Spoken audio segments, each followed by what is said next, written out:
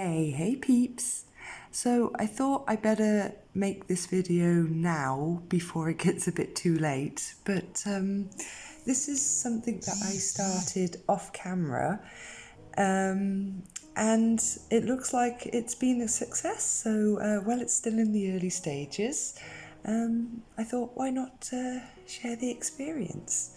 So what I've got here is some sweet potatoes, and I did originally have two, so I had 4 halves in total, but one of the potatoes, yeah, I didn't really pick the best looking one. They had kind of a limited selection, so I kind of picked the best out of what they had, which wasn't much. And unfortunately that one, it just started to rot, so I threw it out. But this potato here, which was the healthiest out of the bunch and the healthier of the two that I had, has actually started to, I don't know if you can see, but all these little knobs and bumps here, that's the beginning of the new sweet potato slips. You can see that there, those little red things there. Let's turn it around so you can see, and there's a couple on the other side, and I'm not sure if you can see it properly on the camera yet, but let's see if I can get it to focus. But you see that little white thread there where my finger is? That looks like the first root. See if I can see, that looks, that's the first root there. So I can't really see any others at the moment. So we've got slips and we've got one root. So it's safe to say that this one is a success. And this one here, which is the bottom half of the other one there, it has one prominent slip there and one there. So it's a little bit behind, but it seems to be showing signs of life. And I think this one also has a root. Ah, yeah, you can see it there. That's one root there.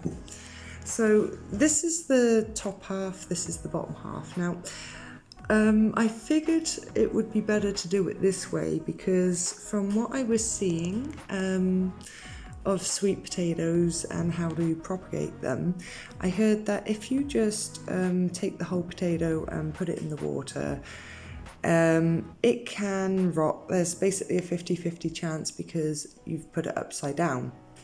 So because it's impossible to tell if you put it upside down or not, your best bet is to just cut them in half, and essentially now you know without a shadow of a doubt which way is up and which way is down. So I've gone with the water propagation method because yeah, I don't have any soil, so I really need to go and buy some, but it was still a cool way to start, so I can actually see the roots coming out now. I mean, not that it really matters because, I mean, yeah, you could have put these in soil, but ultimately we want the slips which are growing here because sweet potatoes are different from regular potatoes, because whereas with a regular potato you can just kind of plant a seed potato in and just go from there, but with a sweet potato what you have to do is grow the plants from the tubers themselves, and then once the plants are big enough you separate the plants and you root those, and it's that which grows the sweet potato, not the tuber itself like the normal sort of potato. So fun fact there.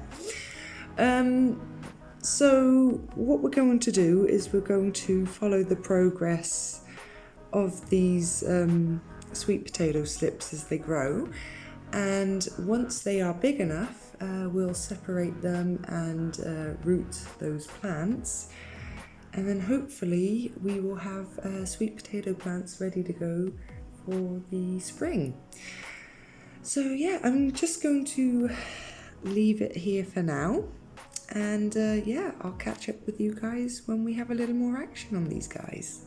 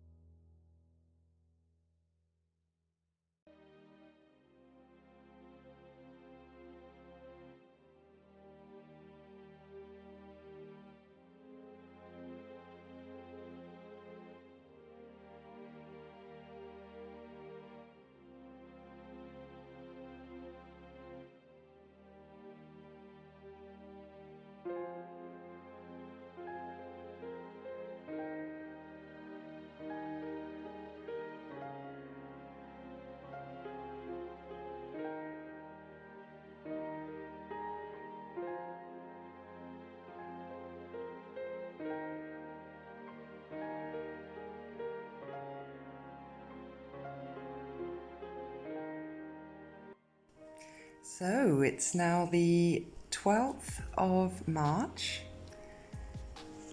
and look how much they have progressed. Look at all that growth. This one has gone absolutely insane. And this one's still lagging behind a little bit, but there's still lots of new sprouts coming up. But this one, oh my gosh, look at all that. And those roots, those roots have gone completely insane, both of them. So I was looking a little bit closer at these sprouts here, so I don't know if the camera can pick them up or not. It seems like they are. But do you see those little white dots there on the base of the stalk? I think those are the beginnings of roots for the slips. So we're going to keep an eye on those, and if roots start forming, then I think I can start removing these slips pretty soon. So I think I counted about 15 on this one and about 12 on this one. And some are growing a little bit slower than others, but I think we're going to do all right. I'm really, really excited about these. These are actually a whole lot of fun to grow. Strongly recommend it, guys.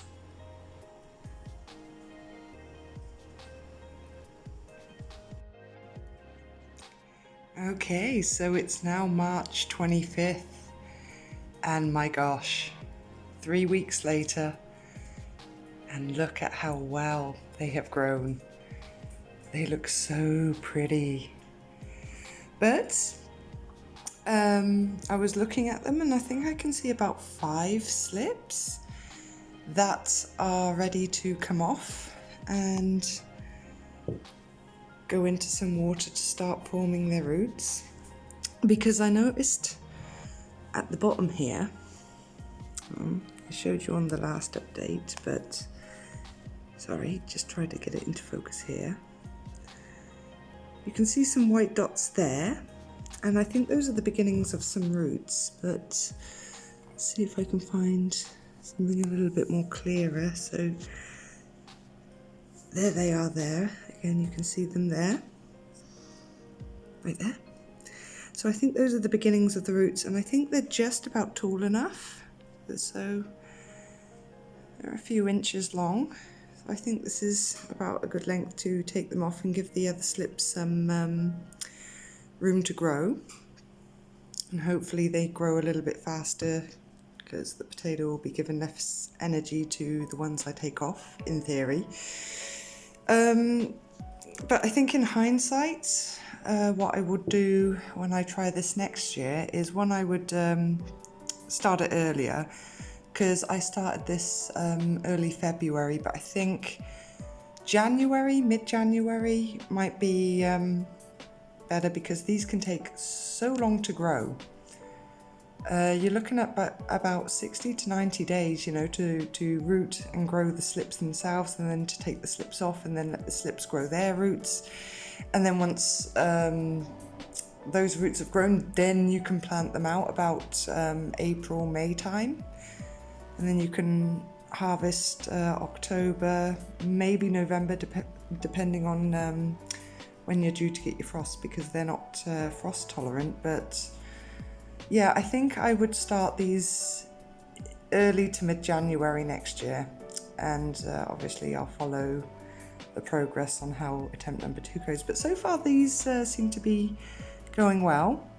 And I think I have at least 5 slips that I can take off, like I said. So yeah, what I'm going to do is get my scissors ready and show you how to do. But before I do that, and I forget, I'm going to explain what this black stuff is here. And what this is just normal aquarium activated charcoal. So you can buy that in your pet shop or your supermarket or wherever it is that you can find these kind of things. It's not that expensive. And what I do is I just put a little bit in there, because what that does is it stops the water going so manky. Because you can see here, I've been changing this water roughly once a week, and as you can see, it's fairly clean. there's no mildew, and you don't have to worry and stress too much, because I noticed without the charcoal, it really does get very dirty very quickly. And also, if I'm not mistaken, charcoal also gives potassium, so I think it's a little bit of a fertilizer there. I'm seeing as potatoes love potassium, being tubers and all that. Now, I think that's an extra benefit. I could be wrong there, but that's my theory anyway.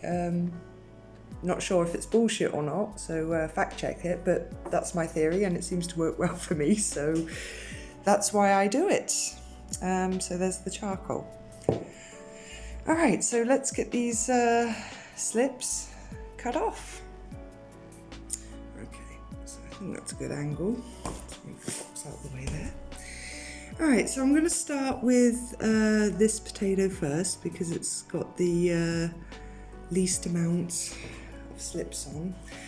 So I think I can take these two biggest ones here off. So what you do is, I can see there's some roots right at the bottom, and I'll show you in the camera in a sec once I've snipped it off. That's one.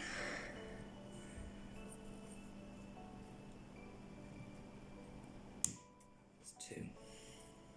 Okay, so that's what's left on there.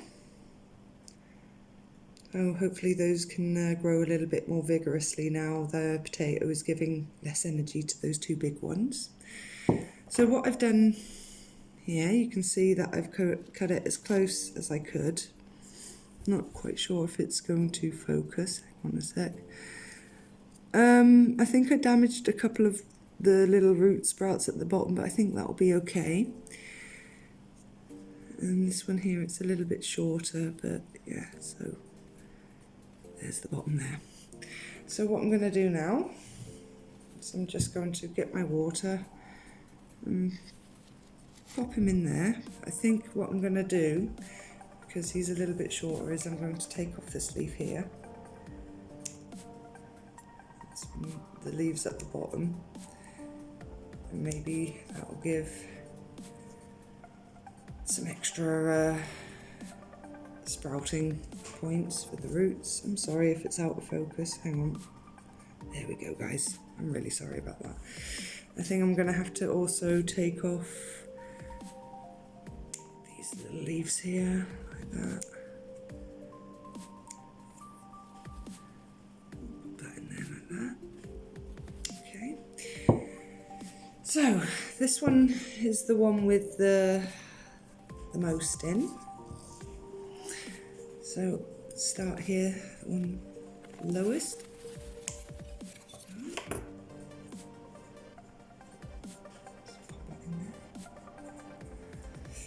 And this one here.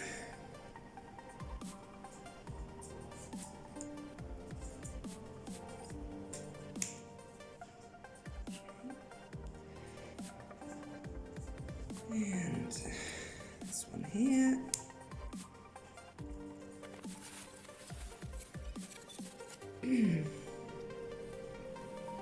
This one should be okay as well.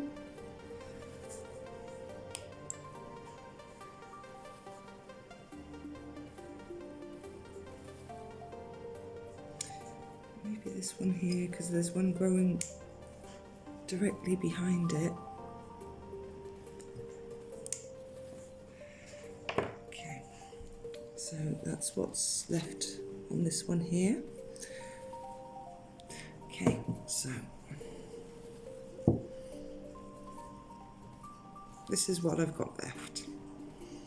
Just a minute, I'm gonna make sure everything is sat in there and there's no leaves. So this one, this leaf is sat in there, so you don't want any leaves sat in water. See this one, yeah, this one has a leaf sat in water. Oops, I'm sorry guys. I'm apologising to the plants, not you guys. Sorry guys, that was for you. So this one has a leaf or two underwater, so those can be snipped off. There we go. There we go. And these shorter ones can go in there so they're touching the water, like that. Alright, now I read that it can take a couple of weeks for these roots to form. So here they are. I'll give you a shot of the bottom there. And yeah, I'll catch up with you guys once we have more roots.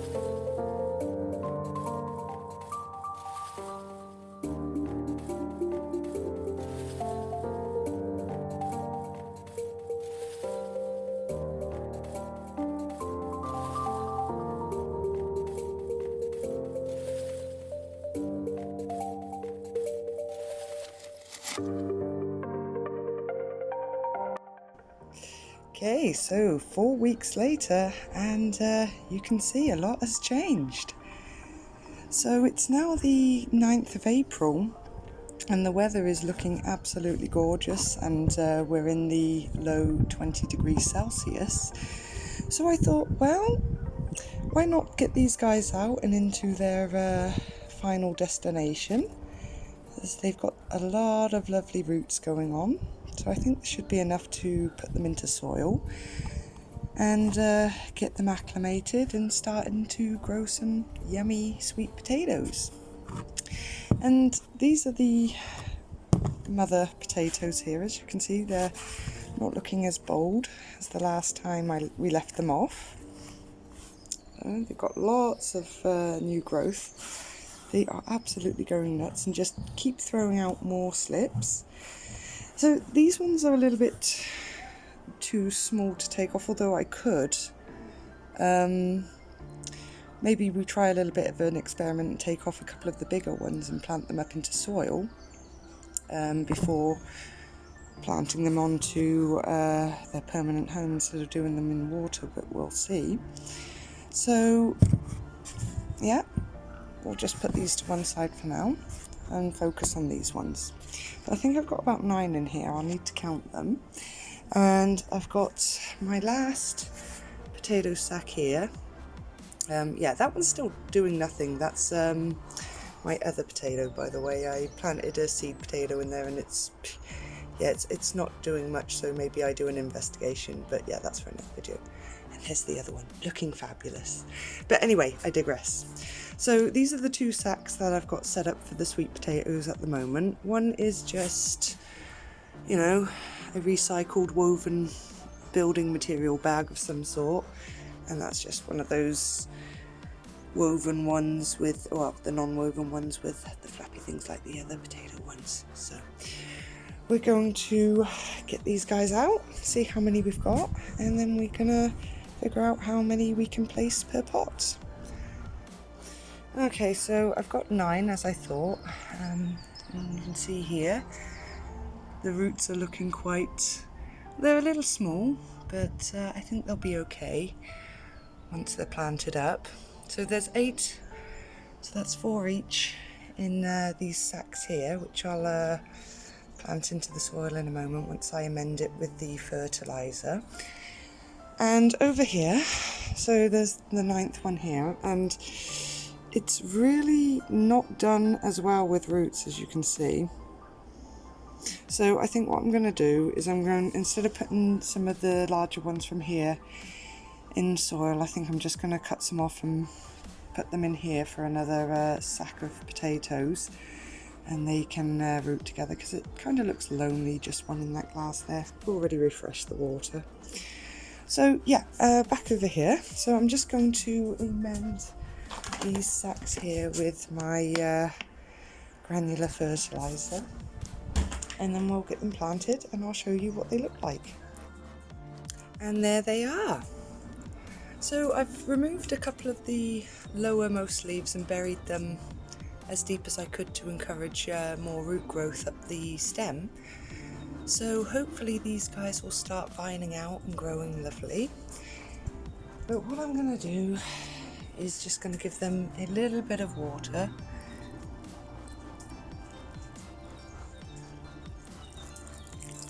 Just to settle them in.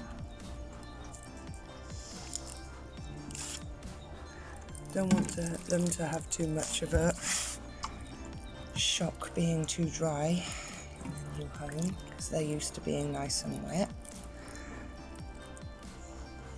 Oops, sorry. So there we go. That's one. And now this one. So just watering in around them like this. Make sure the roots have plenty of water. Obviously don't want to drown it too much, or drown it at all actually for that matter. But there you go.